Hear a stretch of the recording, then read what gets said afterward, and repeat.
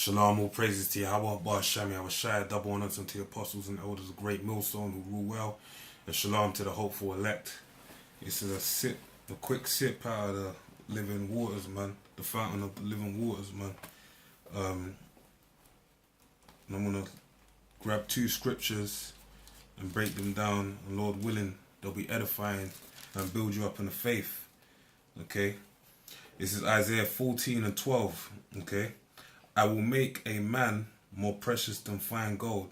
Now, what man is this? The man that's being spoke of is a man of Israel, an elect man of Israel, okay?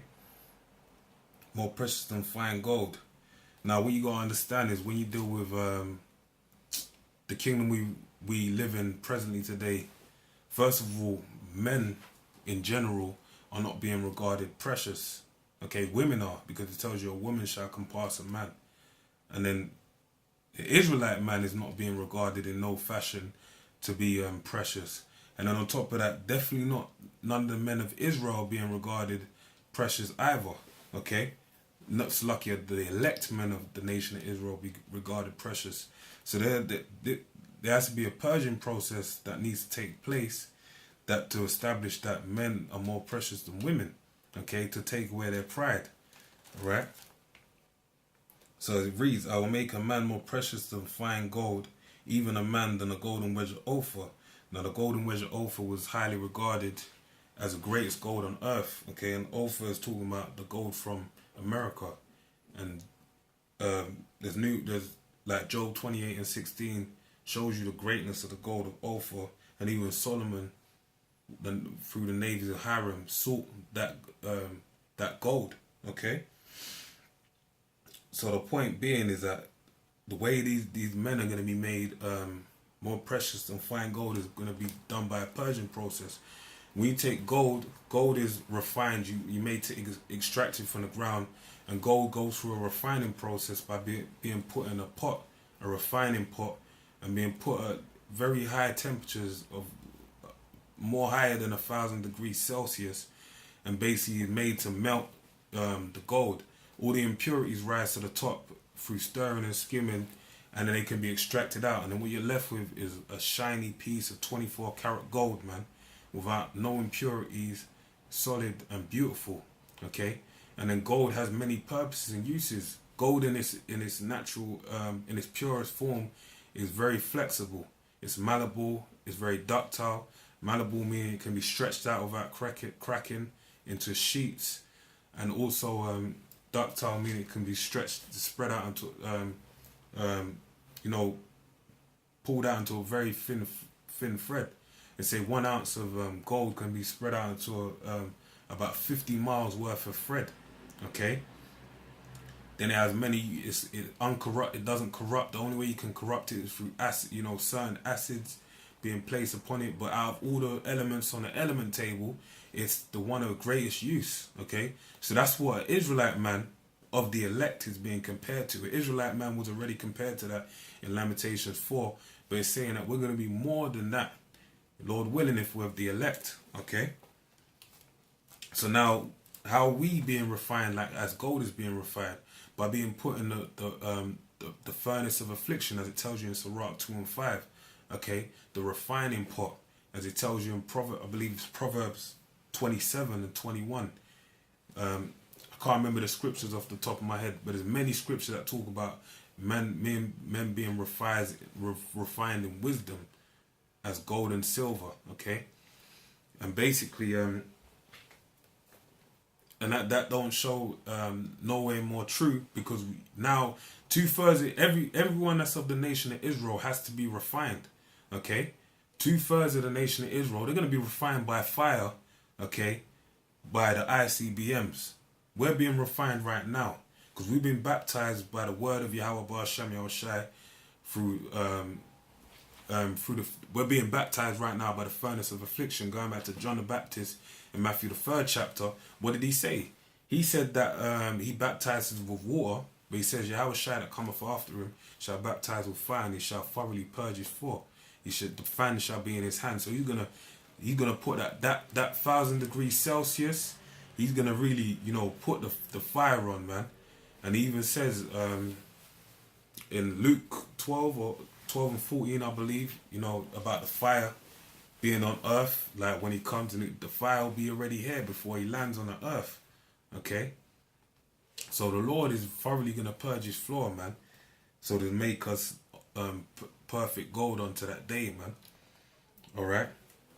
So now, this is Isaiah 4 and 1. Okay? This is going into showing you how, as I said, the man before, men in general not being regarded precious, because why? Women have compassed men. Okay, the scripture I'm going to read about, I'll read. It says, and in that day 7 women shall take hold of one man. Today you have one man, 7 men taking hold onto one woman, man.